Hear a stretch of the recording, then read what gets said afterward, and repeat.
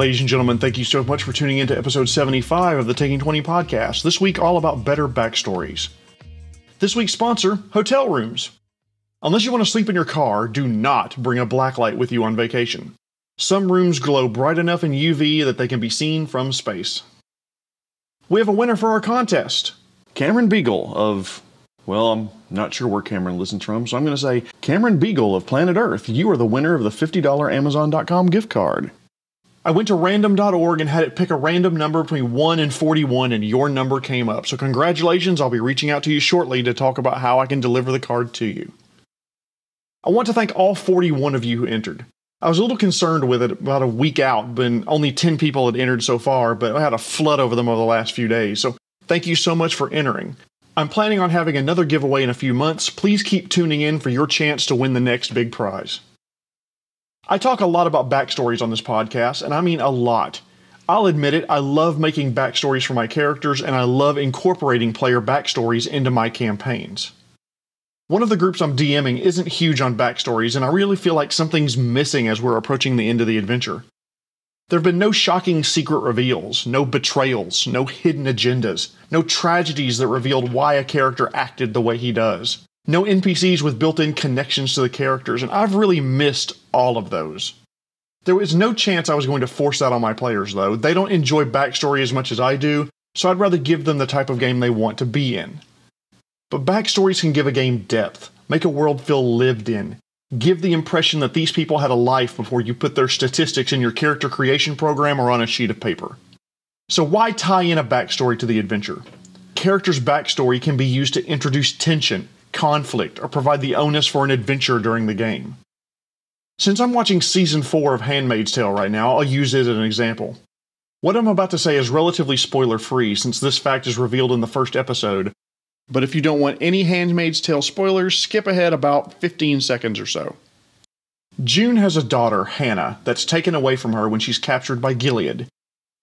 Hannah's fate and June's desire to reunite with her daughter is a major plot point throughout the series up to the point where I've watched. Welcome back, people who didn't want any Handmaid's Tale spoilers. So you won't feel left out of the spoiler party, I just want to remind you that Soylent Green is people. I encourage all of my players to come up with a backstory for their characters, even if it's just one sentence long. Igonye was a hunter for his family of halflings before he was kidnapped and forced to join the circus. Kiana is a former dwarven lord whose decisions cost hundreds of lives in an offensive against the orcs. They are now exiled from their clan and they are adventuring to reclaim their honor. Stadwin has taken it upon himself to purge the Dread King from the land and is teaming up with a group with similar motives. Rowena is the 7th daughter of the queen and stands to inherit nothing. She refuses to be a pawn for marriage and is taken to adventuring to make a life independent of her family name. Having a backstory helps the player to establish empathy with and connection to the character. Well, alright then, Jeremy, how do I write a backstory as a player? Thank you for asking, made-up person in my head that I'm going to call David. When it comes to backstory, less is more. A backstory doesn't have to contain much to be interesting. If you're writing a backstory, I don't need 8 pages of your character's history. Focus on the important events in the character's history that help shape them into the person they are today. When my character was 6 years old, he was assigned math homework, turned it in and got a 97 on the assignment. Okay, that's great. Was that a major event in your character's life? No, I just want to include it to point out that he's good at math. Well, if somehow the 97 in math helped shape your character, then absolutely include it. And if not, then it's just unnecessary detail. I mean, maybe that 97 caused an asshole parent to express disappointment in the character, made the character desperately crave approval from parent-type figures, and then yeah, maybe it's relevant. Otherwise, omit that and focus on the other things. Players, work with the DM to integrate your backstory into the game setting. You don't know how your DM is going to modify published materials into his campaign world, or his campaign world could be vastly different from what you're used to. So take some time, talk to the DM about what you want your backstory to be, and let them help you connect it to the world they are creating. Players, use your backstory to show why your character became an adventurer. Remember, adventuring is a dangerous life for Mary and Michael Peasant. Chances are they're not going to become adventurers on a whim. They likely have a goal they want to accomplish. Maybe they want to retrieve something that was lost. It could be a tangible item like a stolen sacred scroll from a temple, a plow that was symbolic to a village, or maybe a family heirloom. But it's also very interesting, and in my mind even more interesting, when what they're trying to retrieve is intangible and internal to the character. Like their pride, their self-confidence. They want to prove a parent or mentor or leader wrong. They want to regain their internal feeling of self-worth that was lost. Their family's honor is gone, or their name is besmirched because they, or maybe a predecessor, committed some horrible act or disgraced the family in some way. And adventuring is the only way they can accomplish some goal in order to get their honor back or restore honor to their family's name. Maybe they're adventuring to try to find happiness once again. They've lost everything, and they just want to kill orcs to avenge their spouse. Or maybe they're just looking for peace, finally, to get rid of the family curse, to be comfortable in themselves. They want to get rid of the ghost of a dead or wronged former lover that's been haunting them. Instead of trying to retrieve something that's lost, characters sometimes get into adventuring for financial reasons. They want to set themselves up financially for the future, open that baking business they've always wanted. Maybe the character or a loved one owes a debt to someone in power, and so they need to adventure in order to collect enough money to pay off that debt. Or maybe they just want to gain enough money to impress someone, to prove to her family that yes, he is worthy of her hand in marriage. Third thing you need to do, players, is establish important relationships from your character's life. Memories of the connections made with other PCs or NPCs. These connections could be positive, negative, or both. Your character punched a teacher when they disagreed with them. Your character was unexpectedly mentored by a local wizard. Your character got into the military and had a drill sergeant she respected. Or maybe your character really connected with his nana after his parents passed away. Fourth thing, if you're building a backstory, include some conflict in there. Disagreements don't have to lead to violence, but disagreements are a type of conflict. It could be a disagreement with someone who's a coworker. It could be a disagreement with someone at home or someone within your personal life. Have conflict from rivals, someone or something that's preventing the character from accomplishing their goals and purposes. If a character's conflict is caused by a flaw in that character, definitely include that. But even if not, consider adding some flaws to your character's backstory. Maybe your character tends to be hot-headed or short-tempered and has no patience for strategy. As you're building your backstory, the closer they feel to a real person's story, the better. People are complex. People grow and change. I'm not the same person I was 20 years ago. Thank everything that's good and holy in this world. Don't get me wrong, you're still going to have to put up with poop and dick jokes, so I'm not any more mature, but I have grown as a person. My standard list for players for a backstory is 5 questions that hopefully gets them thinking. 1. The basics. Where are you from? Is your family still alive? How are you connected to them? Basics of who they are and how they're connected. 2. Does your character know any other characters before the adventure starts? 3. Why does your character want to be an adventurer? 4. What does everyone know or believe about your character, whether it's true or not? And then 5, what 1 to 3 secrets is your character zealously guarding? If all else fails, use the steps from the hero's journey to build your backstory. Your character, and his or her or their identity, had a problem. Identify what that problem was. They met a guide who helped them form a plan that called them to action and led to them being an adventurer. All right, so let's go to the other side of the screen. DMs. Always work with your players to formulate the backstory, preferably before session 0. Start out working one-on-one with the players in case they have a secret they want to keep from the other players. Speaking of which, 2. DMs keep secrets about the character's backstory from the other players. I know you may have this juicy tidbit of knowledge that your player's given you about their backstory, that they're a secret agent, that they're really a doppelganger, that they descend from a race of fae that have infiltrated the first world and they're attempting to take it over. Great. Let the player reveal however much they want about that. Don't just blurt it out yourself. 3. If the player's having trouble coming up with any part of a backstory, have some ideas in the back of your mind to help prod them along. Goals, motivations, what job they had before becoming an adventurer. If you're like me, you have about a dozen character concepts you've never gotten to play. Actually, I think my count's up to 27, but that's neither here nor there because I like coming up with characters. Pull one of those out or a variant if you can't think of anything.